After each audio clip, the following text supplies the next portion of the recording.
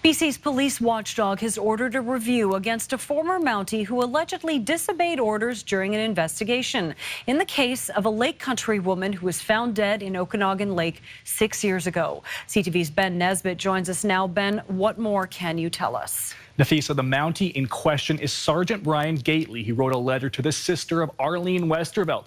This is a copy of that letter which he sent even though he was not allowed to contact the family.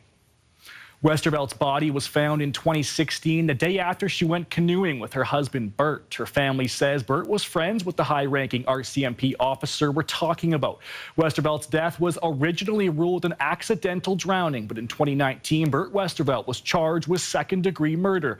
Those charges were later stayed. In January 2021, during an episode of CTV's W5, Westervelt's sister-in-law claims she saw Bert give Arlene's locked phone to Gately, claiming he wanted access to pictures of her for the funeral.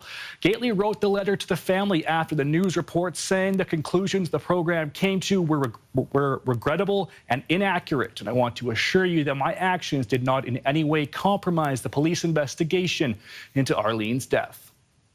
In this letter, I'm going to tell you, he makes a real lame attempt to put my mind at ease by putting things into perspective, that he and Bert were mere acquaintances.